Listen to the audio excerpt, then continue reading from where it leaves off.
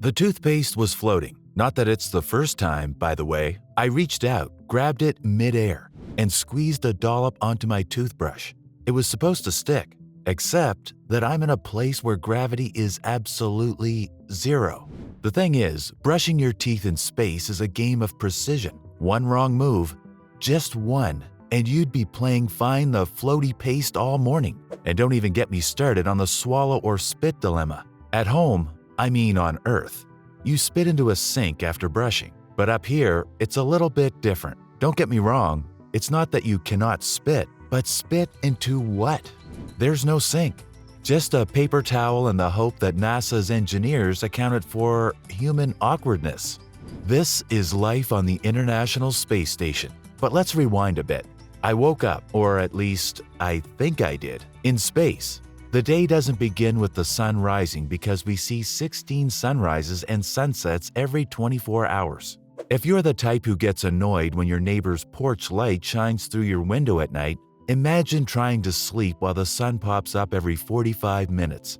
If the mere thought of that doesn't give you goosebumps, I'm not sure what will. Anyway, without gravity, sleeping feels like being trapped in a dream where you are constantly falling but never hitting the ground. And before you ask, the answer is no. There is no bed. Just me zipped up in a sleeping bag, tethered to a wall like some kind of human cocoon. It wasn't uncomfortable, but let's just say I wouldn't be swapping my childhood mattress for this anytime soon.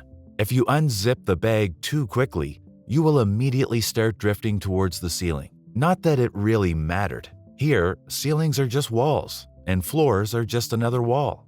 The whole place is like a giant Rubik's Cube where the colors don't matter, and you are always the piece being rotated. I reached out, grabbed a handle, and pulled myself towards the bathroom. If bathroom was even the right word. To put it mildly, it looked more like something a plumber had abandoned halfway through assembling a vacuum cleaner. What am I trying to say? The toilet is small, and space doesn't exactly forgive bad aim. Gravity usually helps with, well, directing things where they need to go. Here, if you're not careful, your business might just become everyone else's business. That's why the space toilet has suction. You have to strap yourself in like you're about to launch into hyperspace. There's even a little lever to make sure everything is secure because, trust me, you do not want surprises floating around. And just when you think it can't get any weirder, there is toilet paper, baby wipes, and even disinfectant wipes for when things get out of hand. You know that feeling when you go to someone's house and they only have one-ply toilet paper? Now imagine that, but with a constant fear of a physics mishap. I don't want to scare you, but let's just say you double-check everything before you leave the throne. After surviving that ordeal, it's time for breakfast. The kitchen isn't really a kitchen. It's more like a vending machine that spits out food in pouches. Some of the food is not actually that bad. In fact, my personal favorite is barbecued beef brisket. Because nothing says living on the edge of the observable universe like eating something that was probably cooked when I was still in high school. Speaking of the edge of the observable universe, we actually have a very interesting video on what life is like from Earth to the edge of the observable universe. You can check it out later using the link in the description. Now, after enjoying my breakfast, it's time for work. And no, work doesn't mean sitting at a desk typing emails and pretending to be productive. Aboard the ISS, you are constantly busy with scientific experiments, repairs, and making sure you don't accidentally press the wrong button and send the entire station spiraling into the void.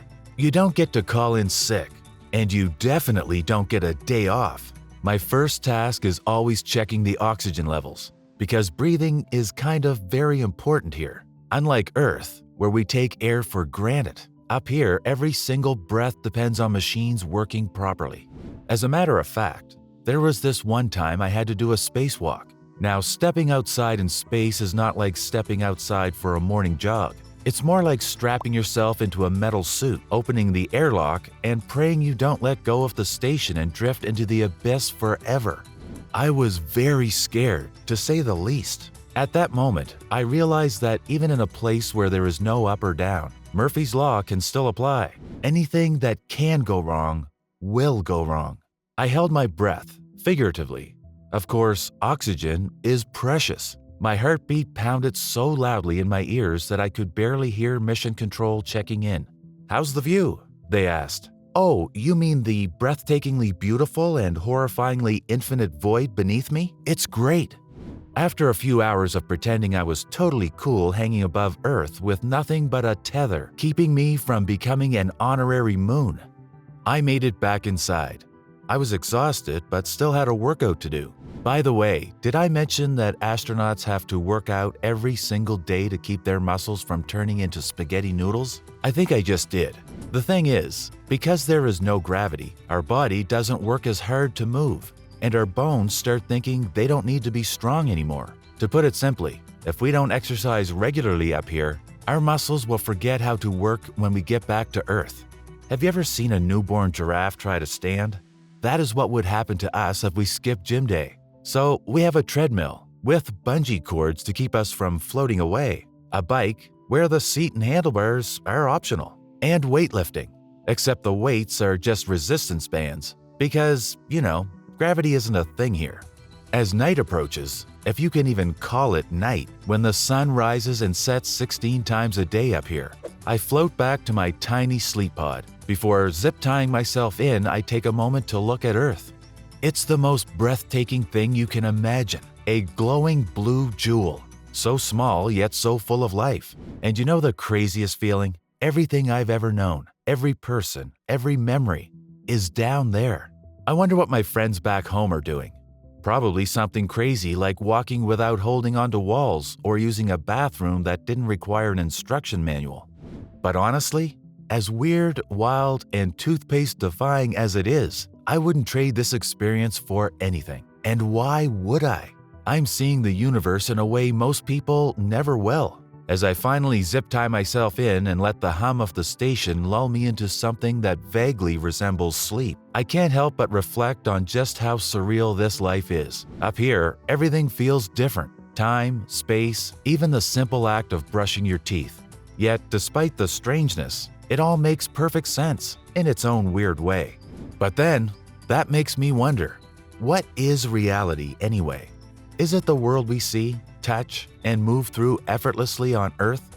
Or is it the vast, silent void stretching infinitely beyond this window? If you've ever questioned the nature of existence itself, you have to check out our exploration into that very question in What is Reality? Trust me, after floating through a day in space, that question feels a lot less hypothetical. Watch it next. It might just change the way you see everything. Thanks for watching. Like and share this video to spread awareness. If you haven't already, subscribe and click the bell icon so you don't miss out on our future content. This is CosmicKai. See you in our next video.